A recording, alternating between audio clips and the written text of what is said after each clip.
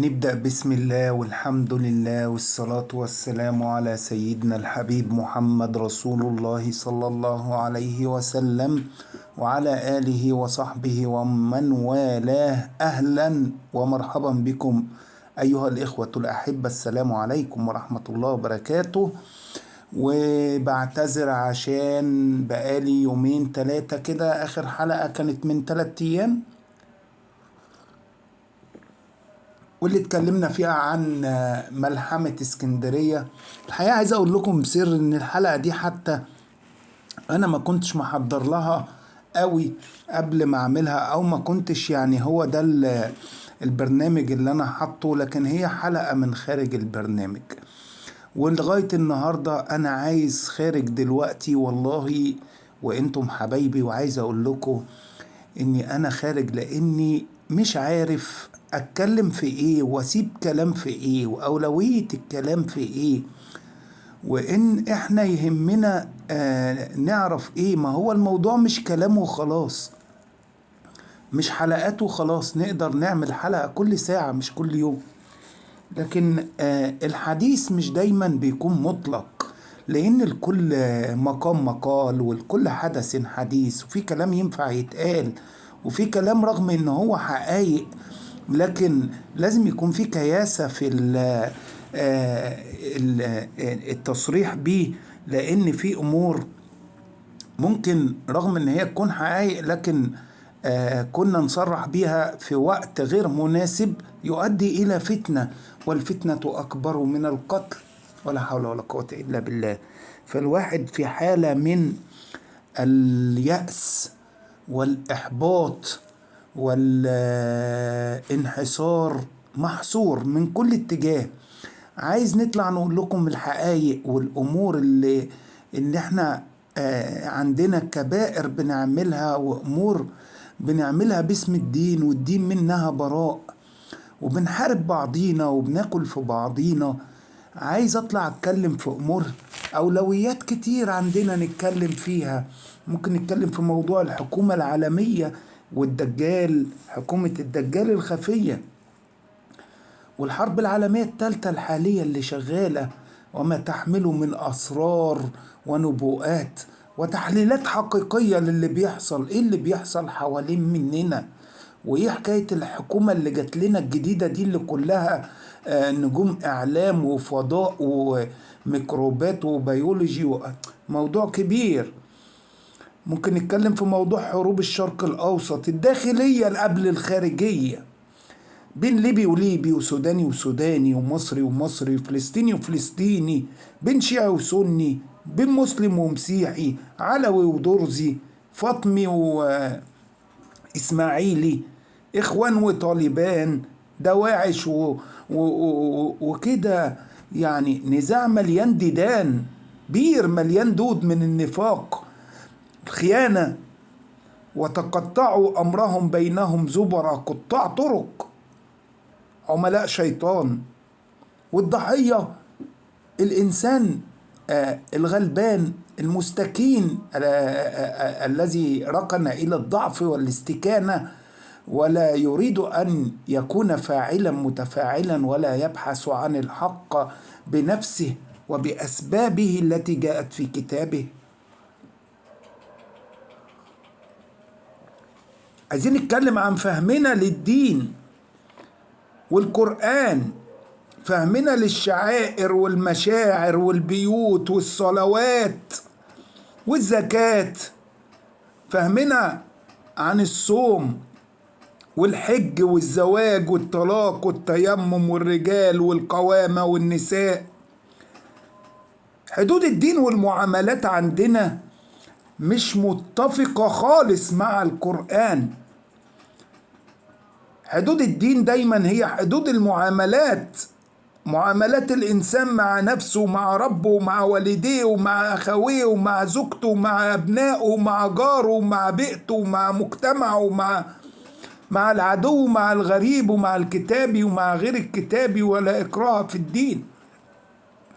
حدود كتاب الله متغيرة عندنا في الفهم، لأن الكتب اللي احنا بنقراها كتب مسمومة ألفها لنا المحفل الماسوني في بازل أول من ألفوا وترجموا وطبعوا لنا الأوراق التي توالدت كتبا عندنا عبدناها أكثر مما عبدنا كتاب الله، وتتبعناها وتابعناها ونظرنا فيها وتعلمنا علوما كلها كلام في كلام في كلام، وتركنا أحسن الكلام. تبعنا كل حديث وتركنا أحسن الحديث. الله نزل أحسن الحديث كتابا متشابها مثانية تقشعر منه قلوب الذين يخشون ربهم. تقشعر منه جلود الذين يخشون ربهم ثم تلين جلودهم وقلوبهم لذكر الله. أحسن الحديث كتاب الله، لا نترجمه كما قال وأمرنا الله تبارك وتعالى. مشكلتنا مع كتاب الله يا جماعة إن احنا ترجمناه بكل لسان وبكل مقال وبكل كتاب، ولغاية النهاردة ما حدش ترجمه باللغة العربية. ما ترجمناش الكتاب عربي أبدا، ما نظرناش في معنى اللفظة بالعربي بدون أي تأثير من أي آراء. أكيد الكتاب ده في كل شيء، لأن ربنا قال ما فرطنا في الكتاب من شيء. أكيد الكتاب ده فيه محكمات، أحكام وخطوط عريضة لجميع المعاملات الإنسانية، منه آيات محكمات هن أم الكتاب. كذلك أكيد الكتاب ده مفصل، لأن ربنا بيقول فيه وكل شيء فصلناه تفصيلا. فلو انت بتقول لي ما في حاجة مش مفصلة اقول لك انت مش مؤمن بالكتاب. الكتاب فيه كل شيء مفصل، لكن انت اللي تجهل التفصيل. وكل شيء فصلناه تفصيلا. وكذلك نفصل الآيات. ثم الكتاب في أصله اسمه كتاب مبين، والآيات قد بينا الآيات لقوم يعقلون. وكذلك يقول ربنا آيات بينات آيات مبينات آيات مبينات. فسبحان الله، هو بين، هو مبين، بين في ذاته، مبين لغيره، مفصل بكل تفاصيله، فهو الكتاب المبين المفصل. ولكننا نجهل ترجمة الكتاب بلغته. نترجمه اليوم بأقوال فلان وفلان وتفاسير فلان وروايات دست في كتب التفاسير، ودست بمكر، لم تدس بجهل، هي دست بعمد مع سبق الإصرار والتربص، وجعل لها من بداية تاريخها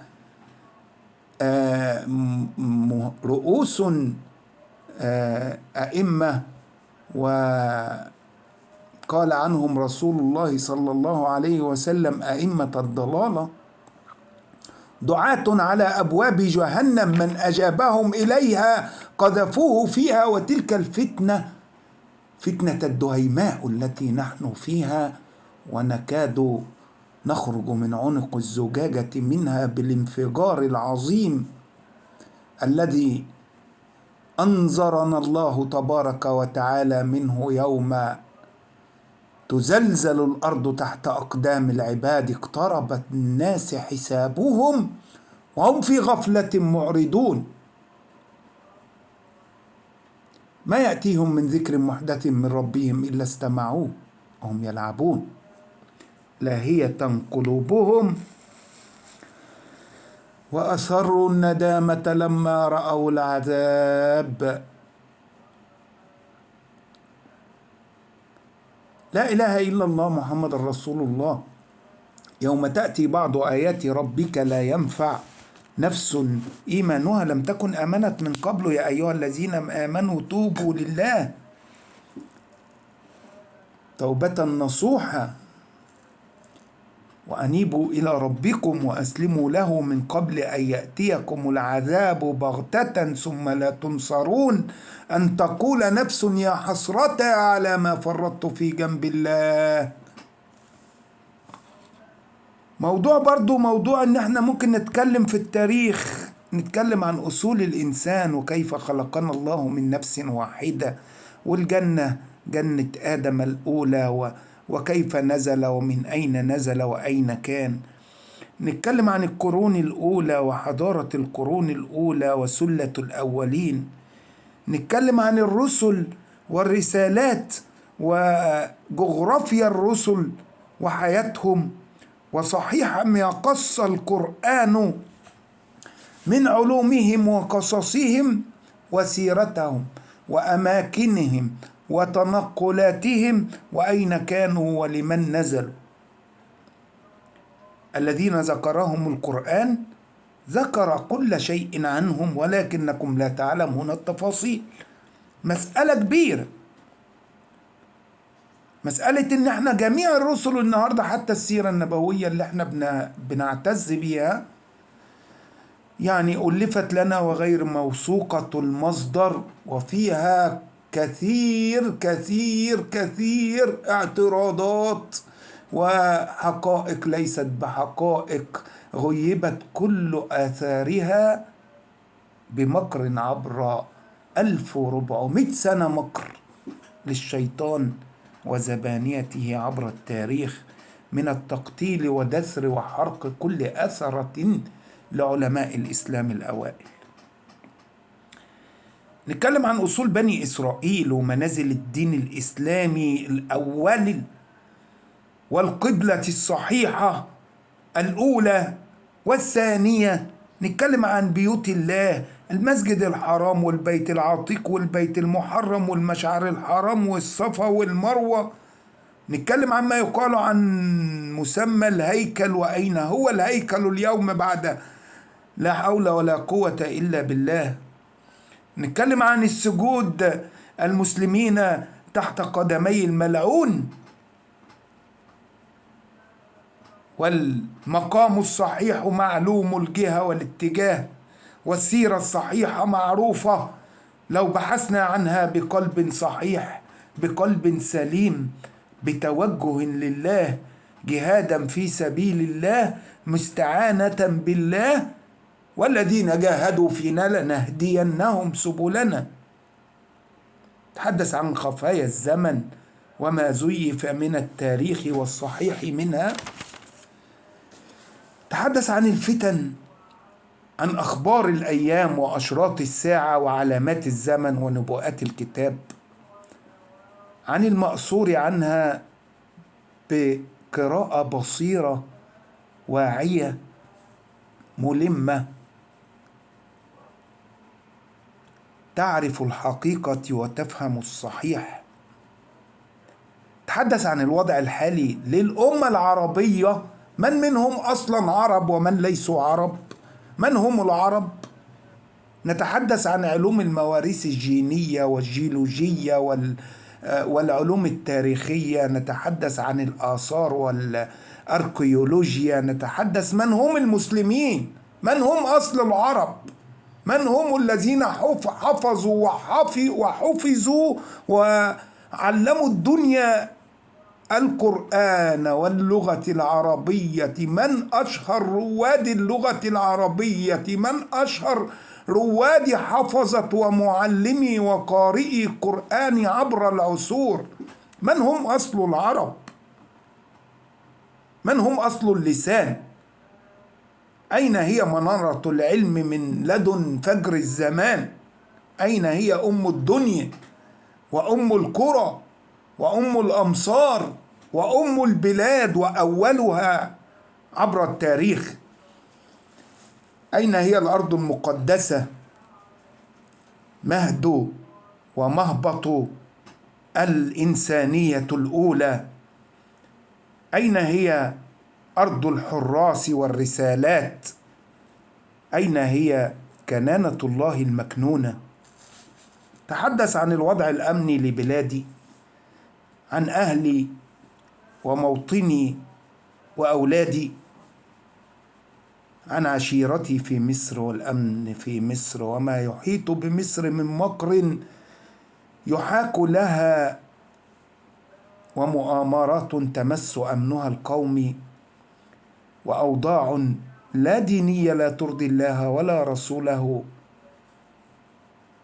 تحدث عن الخلاف المذهبي وتقطع أمر الدين بين الأحزاب والمذاهب، بين الفرق والجماعات والمعتزلين. تحدث عن الفشل والفتنة الدائمة وشغل النفوس بالنفوس ونشر الفزع والرجاف والخوف من العدو الذي أصبح على أبواب مصر من كل اتجاه، ومن الحروب والنيران التي أحاطت بمصر من كل اتجاه كالسوار، حتى من الحصار من البحر ومن البر ومن الجو. نتحدث عن العدو الذي أصبح على أبواب مصر ويحاصرها بكل سلاح وبكل نفير ينفرون علينا. نتحدث عن الحشود وعن المعدات وتجهيز لغزو بحري وجوي كبير على مصر من سنين يعدون له. نتحدث عن خلاف الشيوخ صراع القساوسة مع القساوسة والشيوخ مع الشيوخ واللادينيين مع الدينيين وأصحاب العضوية الإسمية في الأديان. نتحدث عن الصراع على أهل الحكم على الحكم وحرب الشائعات. نتحدث عن المتلبسين بلباس الدين كذبا ومتسميين بأسماء المسلمين كذبا، وهم في الأصل أساسا من أساسهم أسسهم البريطانيين الماسونيين والمحفل الماسوني، هم كلهم عملاء ماسونية، صناعة خيانة من أصلها، لا دخل لها بالدين أصلا، لا علاقة لهم بالدين ولا دين عندهم أساسا. الدين يلعنهم والكتاب يتبرأ منهم. أولئك هم المرجفون في المدينة الذين ينتشرون الخوف والفزع والفشل، إنما ذلكم الشيطان يخوف أولياءه فلا تخافوهم وخافوني إن كنتم مؤمنين.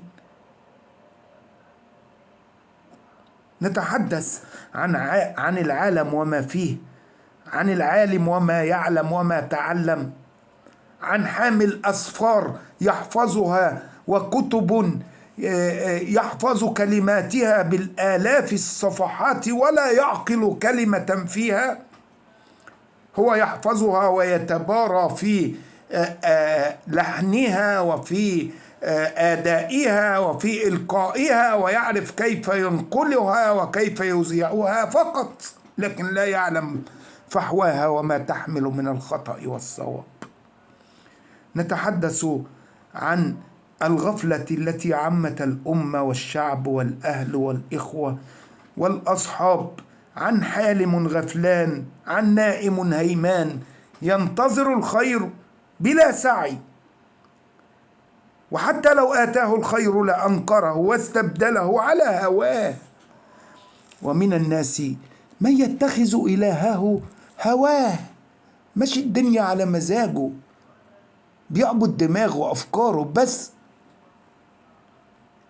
أم نتحدث عن نبوءات الإسلام عن مصر وعن أيامها القادمة. نتحدث عن شخوص آخر الزمان السفياني واليماني والراية اليمنية والخراساني والقحطاني والهاشمي والأصهب والأشهب والأكنس والمهدي الغربي والمهدي السني والمهدي المصري، عن ابن خليل والشاهيني ورب الجنود وصاحب مصر والصحابي، عن الإمام المهدي وعن عيسى النبي روح الله. نتحدث عن الأنبياء المنتظرين في كتاب الله تبارك وتعالى يبعثهم في زمان المهدي. نتحدث عن يحيى حصور الله تبارك وتعالى وإدريس ذو القرنين النبي؟ هل نتحدث عن خفايا علوم القرآن والحديث والآثار والتاريخ والحساب والفلك والطبيعة؟ عن الروابط والعناصر والمتعلقات، عن المنافع والمضرات والخصائص للمواد وكل شيء في كتاب الله؟ أم نتحدث عن لمحات البلاغة في اللغة ومعانيها وحروفها وبيانها؟ نتحدث عن تاريخ اللغات، خفايا الزبر والألواح والجداريات والمعابد عبر التاريخ، عن تزييف التاريخ والتاريخ، عن دورة الفلك، عن عدد السنين والحساب. نتحدث عن علوم الجن والملائكة، وما الفرق بين إبليس وشيطان وعفريت ومارد، وهل للجن والشيطان ذرية وقبيلة؟ ما هي خصائص خلق الجن؟ فطرة خلقتهم كيف شرحها لنا ربنا؟ كيف علمنا صفات وخصائص جنسهم؟ مناطق قوتهم ومواطن ضعفهم. إن كيد الشيطان كان ضعيفا. نتحدث عن ذكر الكتاب للسماوات والمقامات والملك والروح والبرازخ والنور الأحد والأسماء والصفات. نتحدث عن الحياة الأولى والعهد والميثاق والأبعاد والبرازخ والحيوات. حديث المفروض عندنا مواضيع كتير جدا، وكتر المواضيع بيخلي الإنسان تعبان مش عارف يتكلم في إيه. ثم يأتيه الواقع والأخبار. يعني من يومين شفت سيادة الرئيس المصري عبد الفتاح السيسي وهو قاعد في اجتماع مع قيادات العليا للجيش المصري، عندما سأله العقيد أحمد غريب وبيقول له يعني تنصحني بإيه، فبيقول له هون على نفسك يا سيادة الرئيس. فبصراحة أبكاني حديثه عندما قال أتذكر، هو ذكر حدث يبكيني كلما أتحدث فيه، عندما دخلت أمنا فاطمة على حبيبنا المصطفى وهو في فراش الموت وقالت وقرباه وقرباه أبي، فقال لها النبي الرحمة لا قرب على أبيك بعد اليوم يا فاطمة. حقيقة موقف يمس القلب، ويعني به الرجل أنه لا راحة له طالما تدق الطبول، إنما تكون الراحة يوم الأجل. نسأل الله تبارك وتعالى أن يجمع عليه قلوب العباد، وأن يمده بمدد من عنده فنعلم عنه ما لا تعلمون. والله إنه لرجل خير، وإنه لحارس بعثه الله لمصر. رغم إن أنا الراجل ده لما جه كنت بكرهه وبدعي عليه، ويوم ما رابعة كنت واقف بتفرج على التلفزيون في الشارع وأعيط وأقول ربنا ينتقم منك. لكن مع مرور الأيام والتعمق والدراسة اكتشفت لا، أنا اللي ما كنتش فاهم، أنا اللي لو مكانه النهاردة ربنا يعين الناس على اللي ممكن أحكم بيه بكتاب الله وليس من خارج كتاب الله. المسلمين النهاردة بقوا عاملين الإسلام جرس في رقبتهم، بيتكلموا كل حاجة يقول لك أنا بتكلم بما يرضي الله، أنا بقول لك بقى أقول لك بقى كلام ربنا اللي من الآخر، وهو لا يعرف ما يرضي الله ولا ما يسخط الله، ولا يعرف كلام ربنا ولا أراه. هو شايف ان ربنا عنده هواه، ما يرضي الله هو ما يرضيه هو، اللي هو شايفه رأيه هو، وليس بسند إلا بآيات وأحاديث يستدلون بها استدلالات خاطئة في غير محلها، ويتغنون بالقرآن في غير مناسباته. نسأل الله تبارك وتعالى أن يجعل بيننا وبينهما فتحا. ربنا افتح بيننا وبين قومنا بالحق وأنت خير الفاتحين. الحقيقة يا أخوانا، في حالة كده ذكرها ربنا سبحانه وتعالى شعرتها في كلام ذلك الرجل وفي الأخبار التي تلت ذلك من يعني إعلان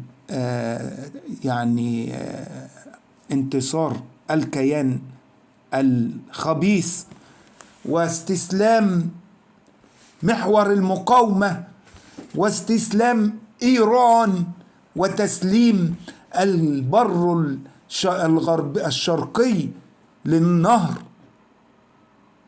إلى المغضوب عليهم بيمين. هكذا هو النصر. انتهى اليوم ما يسمى حزب الله، انتهى اليوم ما يسمى حركات وعصبيات غير مدروسة الحركة خارج نطاق التنسيق بين الأمة. انتهت اليوم، فنت الشرطة، لم يتبقى اليوم إلا مصر. اليوم يتفرغون لمصر. خبر رهيب يا جماعة، خبر رهيب. إعلان موافقة حزب الله على التراجع إلى الضفة الغربية من النهر، إعلان إيران بموافقة على الاستسلام، إعلان إسرائيل النصر، وإعلان رهيب النهاردة أن منشور مالي الأخبار العالمية إن هم بيدوروا إن ليهم بلد قديمة كانوا ناسيينها وحضارة في أثيوبيا، إن في لجنة كبيرة قوي طلعت من كذا دولة تبحث عن آثار موطن قديم لبني زفت في أثيوبيا، والغرض منه إن هم يتحكموا في صمام المياه من أعلى لمصر، وفي زمار ومدخل التجارة من باب المندب،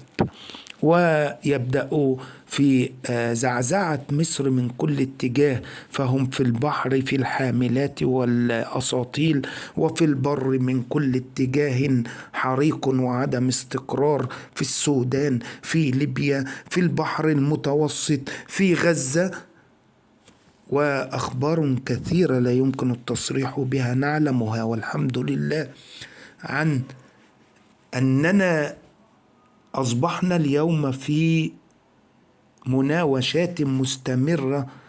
وهناك طائرة أمريكية ضربت عند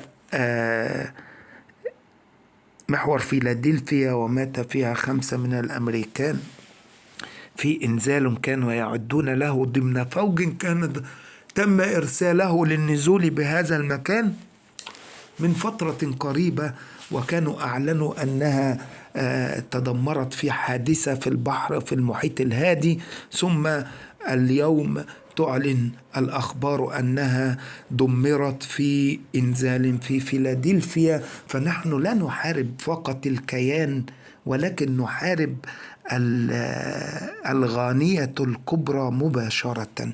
نحن المستهدفين، لأن عندنا كل العلوم وكل الأسرار المحرمة التي يحرمون حتى على قادتنا التصريح بوجودها أو دخولها أو فتحها. عندنا الكنوز، عندنا مفاتيح التجارات والبرازخ، عندنا الأرض الطيبة، عندنا الأرض السمراء، عندنا أرض الرسل والرسالات الطيبة، أرض الله. هم يظنون أنهم يحكمون السوار والخناق على مصر، وذلك ما نراه. وأنه يعني ربنا سبحانه وتعالى سبب لهم الأسباب وهيأها، ولكن يمكرون ويمكر الله. أبشروا إن وعد الله حق ولا تحسبن الذين كفروا سبقوا إنهم لا يعجزون. قال لهم الله وما أنتم بمعجزين في الأرض ولا في السماء وما أنتم بسابقين وما نحن بمسبوقين إنما مثل الحياة الدنيا كماء أنزلناه من السماء فاختلط به نبات الأرض حتى إذا أخذت الأرض زخرفها وزينت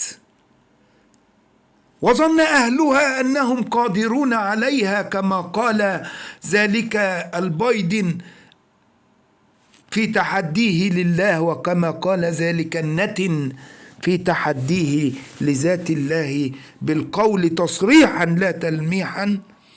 ظن أهلها أنهم قادرون عليها، هنا أتاها أمرنا ليلا أو نهارا فجعلناها حصيدا كأن لم تغن بالأمس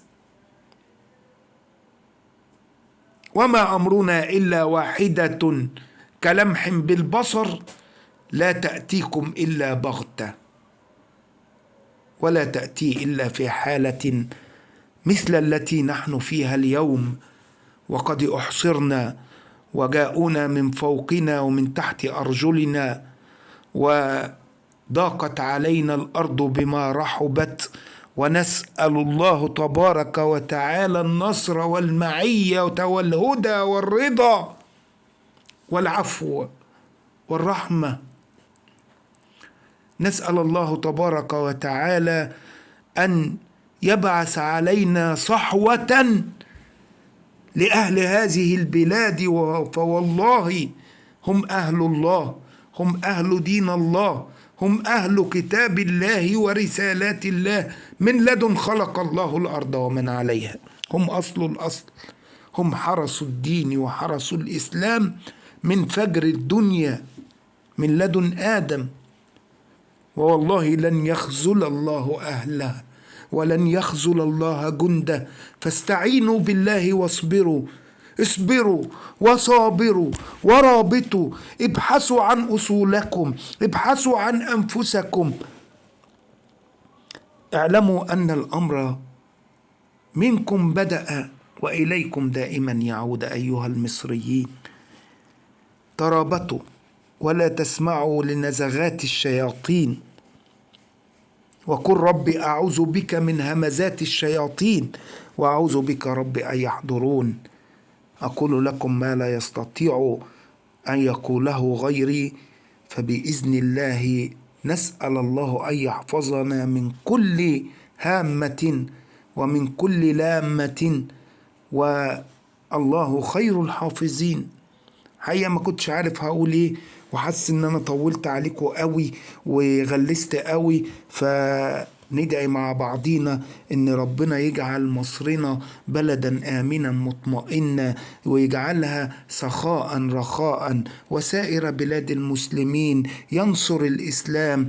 اللهم انصر الإسلام وأعز المسلمين، وأعلي بفضلك يا ربنا رايتي الحق والدين. اللهم أذن لهذا الدين القويم أن يعود وأن يملأ القلوب ويسود، وأن يمكن له في الأرض ويقود. اللهم أذن لدينك أن يعود ويسود ويقود. اللهم استعملنا ولا تستبدلنا، وكلنا ولا تكن علينا. اللهم امكر لنا ولا تمكر علينا. اللهم اهدنا ويسر الهدى إلينا، اهدنا واهدي بنا واهدي لنا واهدي إلينا، واجعلنا للمتقين هدى، واجعلنا علما لمن اهتدى. سبحانك ربنا وإليك المصير. أرجو بقى من الإخوة المساهمة والمشاركة، ادوني رأيكم، نتكلم في ايه وما نتكلمش في ايه، طلعوني من الحيرة اللي انا فيها ديت، لان انا في حيرة وفي يأس، وحقيقي الامور ما تبشرش بخير وما بتشجعش، وانتوا كمان ما بتشجعوش بصراحة. فرجاء نشجعوا بعضينا ونساهم كده برأي ونقوله رأينا ونشترك في القناة بقى ونشارك، لأن واضح أن الأيام اللي جاية هنتحدث في أمور شائكة كثير. نسأل الله تبارك وتعالى أن يرينا الحق حقا ويرزقنا اتباعه، ويرينا الباطل باطلا ويرزقنا اجتنابه. سبحان ربك رب العزة عما يصفون، وسلام على المرسلين، الحمد لله رب العالمين. رسمنا على القلب وجه الوطن، نخيلا ونيلا وشعبا أصيلا. رسمنا على القلب وجه الوطن، نخيلا ونيلا وشعبا